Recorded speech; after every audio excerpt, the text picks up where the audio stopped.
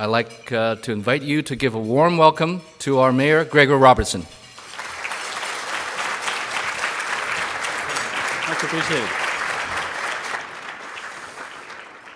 Thank you, George, and good afternoon, everyone. Thanks for being here, and thanks for serving a beautiful lunch to the staff here, a tasty lunch at the Fairmont Pacific Rim.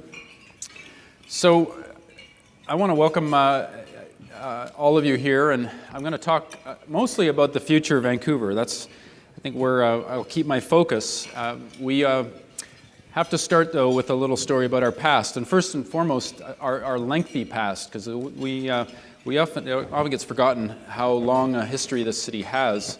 125 years as a city, 128 years as a city, but many thousands of years before that, the Coast Salish nations have lived here and settled here, and the Musqueam, Squamish, and Tsleil-Waututh territories that we are gathered on. We're ever thankful for their presence here and their history, and something that we acknowledge now at the beginning of almost every gathering I'm at, and this is no exception to that. People had been here for a little while. I want to talk about a story a little over 50 years ago here in Vancouver that was a real game changer, that changed the course of Vancouver in the early 70s. And that was a time of great growth. We'd had enormous growth, residential growth in the city, in the core of the city, with the West End in particular. Vancouver was booming and growing.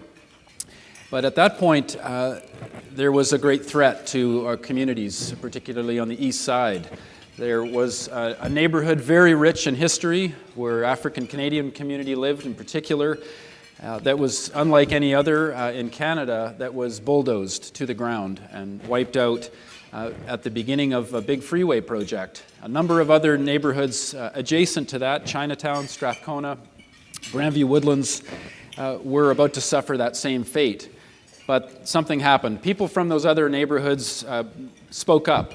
All different backgrounds, ethnicities, all different perspectives spoke up and changed the course of Vancouver's history. The decision was made by city leaders at the time. Mayor Art Phillips was the one who came into power really on a lot of momentum created by that question for the city. Which way do we go? A city like every other city in North America with freeways through the downtown, or do we choose a different path and protect those historic neighborhoods? Well, that decision was made by Mayor Phillips and council and many other leaders around the city that supported it, and I think maintained Vancouver on a course to being a livable city, and one that combines rapid growth with respecting great neighborhoods. That decision came too late for Hogan's Alley and saving that neighborhood, but it did save what we now know as Strathcona and Chinatown and a good stretch of East Vancouver. Ultimately set us apart as a city in North America. And in the decades since then, Vancouver, as other cities across North America have struggled, and we were just speaking about Detroit at our table. Many other cities that chose the different path are struggling now, whether it's economically, whether it's community cohesion. They're having great difficulties. And so we have great decisions in our past to be thankful for. We had leaders in this city who made wise and prudent choices with land use here that has set us on this great course and given us the opportunity to continue making good choices for Vancouver going into the future. You look at the choice that was made to take care of our waterfront, and instead of having a wall of residential crowding along our shorelines, we have public space, a seawall and seaside route that is second to none, that people from all over the world come to experience. Cities around the world now are imitating in many different places, a seawall and seaside route that attracts thousands of people daily and is really a part of life for many Vancouverites and many tourists who come here. We just in this last few months have been filling the final gap in between Kitts Beach and Jericho Beach of that seaside route. So now it'll connect basically from the doorstep here all the way to Spanish Banks and UBC, which will make it, I believe 28 kilometers will be the intact route from downtown on Burrard Inlet right to the tip of Point Grey. So, and that's something I know we'll celebrate once it's there and once people are using it and noticing that there's continuity along the shoreline and extra kilometers added to that. But it's never easy when it's happening, and making those changes involve bold decisions. They involve leadership throughout the community, from the business side, from the political side. A lot of leadership in this room with our city staff who are here in good numbers, and I'm so honored to work with an incredible staff at the City of Vancouver who do not shy away from embracing opportunities for bold decisions and implementing them on the ground. And you know, they say that the politicians take the heat for it. I would turn that around and say, actually, it's our city staff who end up taking a lot of the heat and are out there to swing back and defend themselves. So I want to appreciate, and I would love it if the rest of you would acknowledge the City of Vancouver staff who are here and their great work.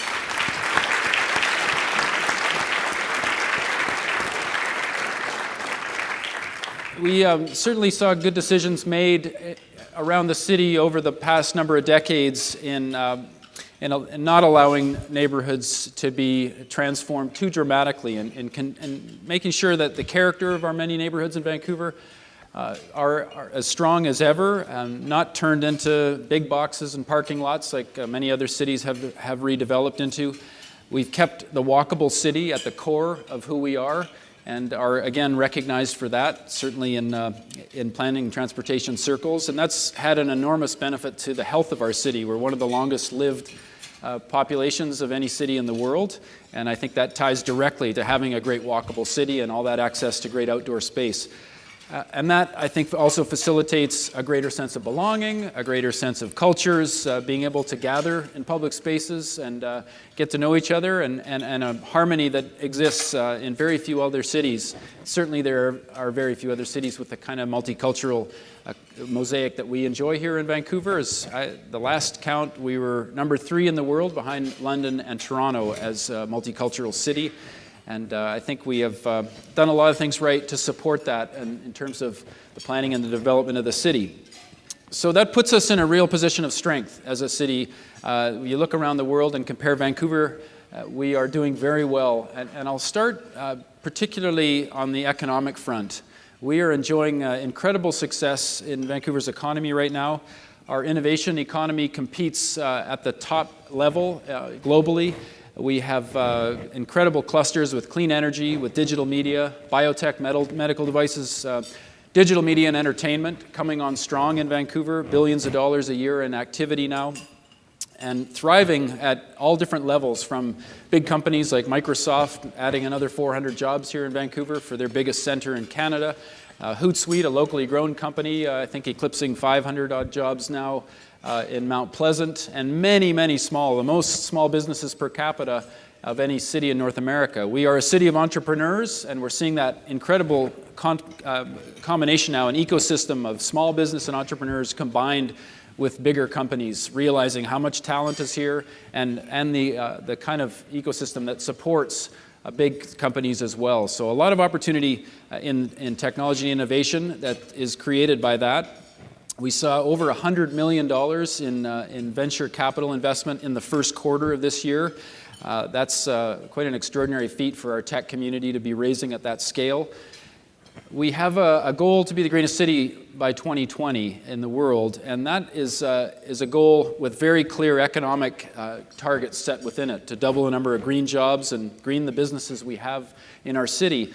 We are seeing real results from that. Our efforts to define Vancouver's clean and green brand mean we're seeing big job growth in clean tech, in zero waste, in green buildings, really driving the pace of growth in green jobs. We are now home to about a quarter of Canada's clean tech companies, and about $2.5 billion in revenue in clean technology here alone. Many of the businesses who are growing rapidly here in Vancouver are finding answers through clean technology, through green buildings in particular, to problems that cities around the world face, and how to develop their cities without increasing emissions, without increasing pollution in their cities. We have many companies that are at the forefront of creating those opportunities and getting work all over the world to share their expertise. Companies like Ostara, who is, they recover important nutrients from wastewater. Hemera is a company that does very innovative environmental remediation, and here they're actually working with the soul food urban farms, the soul food farms that we're seeing in some of the big vacant lots around the city, growing nutritious, fresh, locally grown food in the middle of the city on what are underneath contaminated sites. But with the environmental remediation and the new technology being developed, we can have both. So we're seeing space utilized even more efficiently to create a win-win. So we've got great companies, local companies that are at the leading edge of technology and green technology in particular that needs to be implemented in cities around the world as growth is coming on strong. People want to live here. There's no question. Increasingly, people want to invest here, which is great to see. We're talking at our table about the TED conference being here a couple months ago, which was a real breakthrough for Vancouver and really the brightest minds in technology, entertainment, and design being here in Vancouver, and many experiencing our city for the first time. ULI's fantastic conference here, the spring conference just a few weeks ago, was a great success, I understand, as well. And a big thanks to the ULI local chapter for your incredible work to bring the conference here and to share our city with ULI globally. It was a great accomplishment. Alan and the team, thanks for all the amazing work to make that such a great, big success as well. And those, yeah, let's give them a hand. It is important, as George said, building the brand of Vancouver is very important for the long term. And really, we are on a virtuous path as a city. We need to share that knowledge, that know-how, and the experience that's been built here over generations, and capitalize on the opportunity that it's creating to share this and market it in other cities around the world that frankly need our help in the growth that they're contending with.